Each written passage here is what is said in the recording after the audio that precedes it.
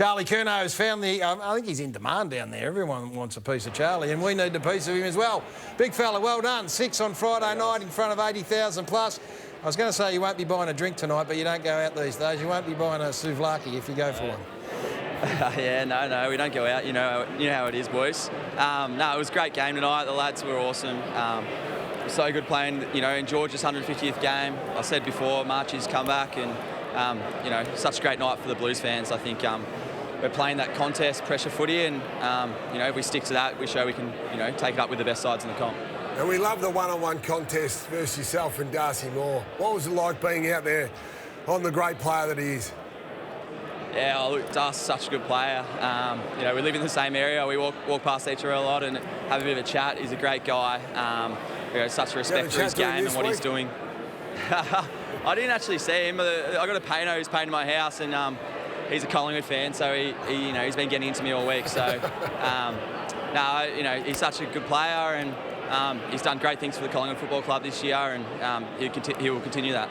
Charlie, you mentioned two of your teammates, George Stewart and Caleb Marchbank, and little milestones that you're celebrating internally.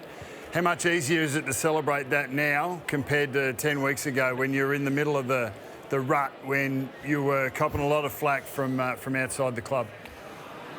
Yeah, exactly right. It was a tough period for our football, and we learn a lot. It's probably a great experience any footballer can go through. A lot of young players went through that, and such a big football club. We have such passionate supporters, and that's why we love playing for this club. But sometimes that could be hard on certain players, and I think they grew a lot in that time. And hopefully we're benefiting from that now, and we'll continue. If we can keep on playing like this, hopefully we can, look to finals.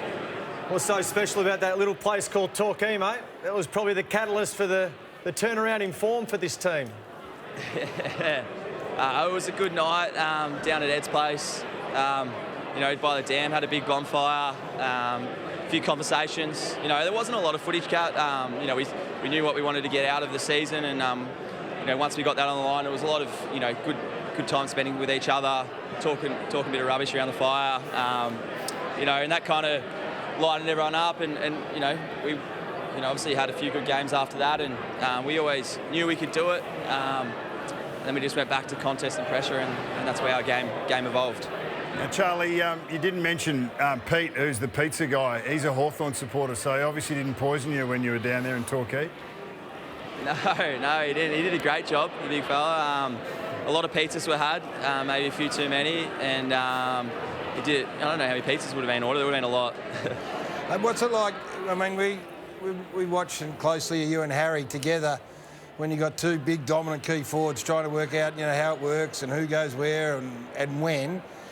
Now, we're all fans, and Harry's is a star, but the reality is your form line's been fantastic when he hasn't been there. So what's it been like without him, and how do you see it working going forward? I don't know about that. H is such a great player. He's got so many strengths. He makes the defence, worry about all positions of the ground. He's super athletic. I wouldn't say we're working better without him. Makes my job a lot easier, and the ruck's job when he's on the field, and it's easy for the rest of the team to read off it and pressure the game. I'm sure if he was out here right now, far out, he'd be dominating and reaping the rewards of the team's success. More specifically to the forward line tonight, we saw Port Adelaide last week, as much as they possibly could, keep 6 forwards and keep the Collingwood defenders engaged. Was that a message tonight? Is that Robbie DeRazio trying to tap you on the shoulder? Is it Luke Sayers? So I better get off. Oh, you better go. The pressure's there. Yeah. Sorry. What was the question, lads? Don't worry. The president needs you. Don't worry about it. Good on you. Hey, Charlie, thanks for joining, mate. We know it's busy after a night like that, but it's a massive night for Carlton Footy Club. You've got 4 huge games to go, and the finals are very much still alive. So thanks for joining us, and well done tonight. No worries. Thanks, guys. Appreciate it. Charlie Curnow there.